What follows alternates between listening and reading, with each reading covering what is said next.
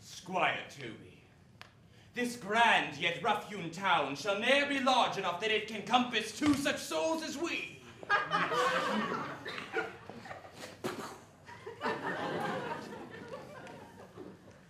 'Tis but fortune. All is fortune. Maria once said Olivia did affect me, and I have heard herself come thus near, that should she fancy it should be one of my complexion. Besides, she uses me with a more exalted respect than anyone else that follows her. What should I think on? Here's an overweening rogue. Oh, peace! Contemplation makes a rare turkey cock out of him. See how he jets under his advanced plume. Slight, I could so beat the rogue. Peace, I say. To be Count Malvolio. Oh, rogue. Pistol him! Pistol him! There is example for it. The Countess of Stray, he married the yeoman of the house. Defy on him, Jezebel! Peace! Now he's deeply in. Look how imagination blows him. Having been 3 months married to her, sitting in my state. Oh, for a slingshot to hit him in the eye. Calling my officers about me, in my branched velvet gown, having come from a David where I have left Olivia sleeping. Fire and brimstone! Oh, peace, peace! And then to have the humor of state, and after a demure travel of regard, telling them I know my place, as I would they should do theirs, to ask for my kinsman Toby. Oh, said shackles. Peace, peace, peace, now. 7 of my people with an obedient start make out for him. I frown the while, and perchance wind up my watch, or play with some rich Jew. Toby approaches, curtsies, there to me. Shall this fellow live? Though our silence be drawn from us with cars, yet peace. I extend my hand to him thus, quenching my familiar smile with an austere regard of control. And does not Toby take you a blow of the lips, then? Saying, Cousin Toby, my fortunes having cast me on your niece gives me this prerogative of speech. What? What? You must amend your drunkenness. Out, scab! Nay, patience! We break the sinews of our plot. Besides, you waste the treasure of your time with a foolish knave. That's me, I warrant you. One Andrew Aguichi. I knew 'twas I, for many do call me fool.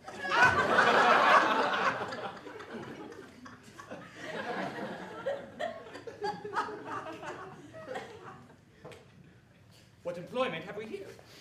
So does the spider lure the fly. Oh, peace, and the spirit of humor's intimate reading aloud to him. By my life, this is my lady's hand. This be her very C's, her U's, and her T's, and thus makes her great P's.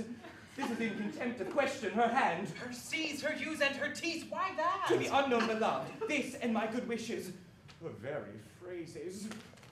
By your leave, wax, soft, with which she uses to seal, 'tis my lady.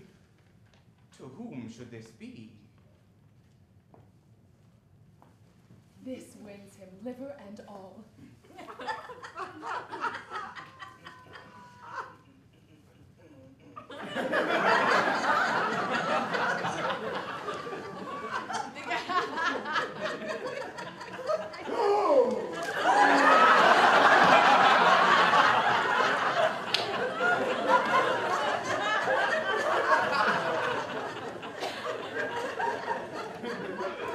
Jove knows I love but who? Lips do not move, no man must know. No man must know what follows. Oh, the number's altered. No man must know. If this should be thee, Malvolio. Mary, hang thee, Brock. I may command where I adore, but silence, like a Lucrece knife, with bloodless stroke my heart doth gore. M-O-A-I doth sway my life. A fustian riddle. Excellent wench, say I. M-O-A-I doth sway my life. Oh, nay, but first, let me see. What a dish of poison has she dressed him. And with what wing the stallion checks at it. I may command where I adore. Why, she may command me. I serve her. She is my lady. This is evident to any formal capacity. There is no obstruction in this. In the end, what should that alphabetical position portend? If I could make that resemble something in me, something. M-O-A-I. Oh, I make up that. He is now at a cold scent. The dog will cry pont. M. Malvolio! M! Why, that begins my name! Did I not say he work it out? The cur is excellent at faults. But there is no consonancy in the sequel that suffers under probation. A should follow, but O. An O shall end, I hope. Aye, or I'll crudgel him and make him cry, oh. And I comes behind. Aye, and you had an eye behind you. You might see more detraction at your heels than fortunes before you. M-O-A-I. This simulation is not as the former, and yet to crush it a little it would bow to me, for every one of these letters are in my name. Soft. Here follows prose. If this fall into thy hand, revolve.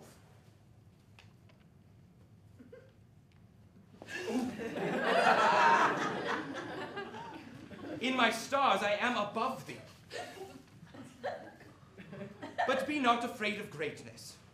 Some are born great, some achieve greatness, and some have greatness thrust upon them. Oh, thy fates open thy hands, that thy blood and spirit embrace them, and to inure thyself to what thou art like to be. Cast thy humble slough and appear fresh. Be opposite with a kinsman surly with servants. Let thy tongue tang arguments of state. Put thyself into the trick of singularity. She thus advises thee that sighs for thee.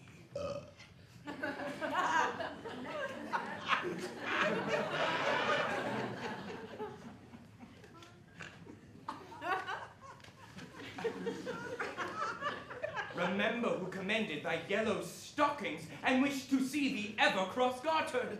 I say remember, go to. Thou art made if thou desirest to be so. If not, let me see thee a steward still, the fellow of servants and not worthy to touch fortune's fingers. Farewell. She that would alter services with thee, that fortunate, unhappy. Dawn and daylight discovers not more. This is open. I will be proud. I will read politic authors. I will baffle Squire Toby. I will wash off gross acquaintance. I will be point device the very man. I do not now fool myself to let imagination jade me, for every reason excites to this, that my lady loves me. She did commend my yellow stockings of late. She did praise my leg being cross-gartered, and in this she manifests herself to my love, and with a kind of injunction drives me to the habits of her liking. I thank my stars. I am happy.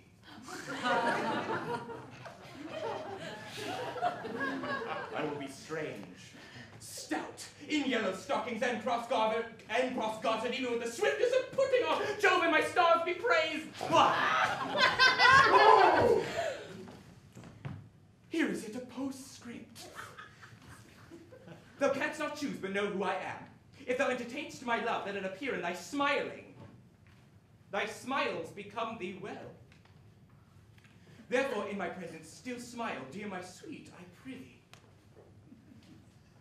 Jove, I thank thee.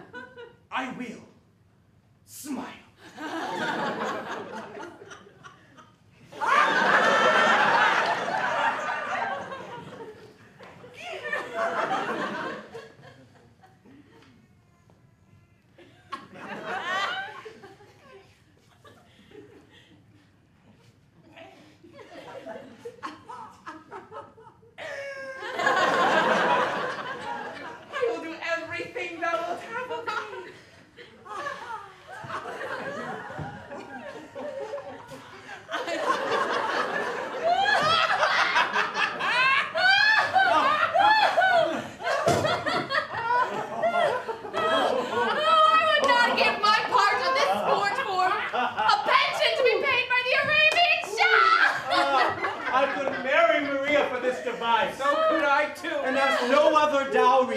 Such another gem. Nor I neither.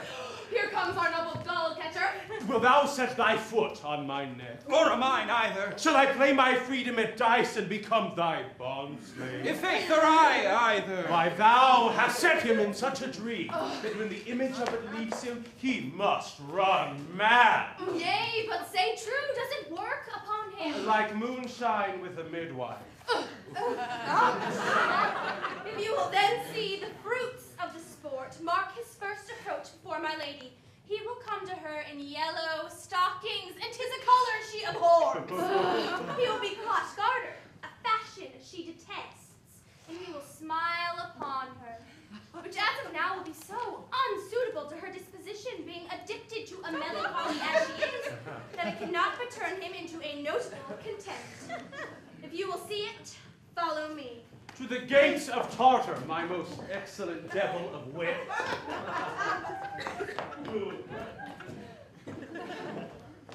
Andrew, get off the stage. It's time for intermission. Oh, I hope there's still some popcorn!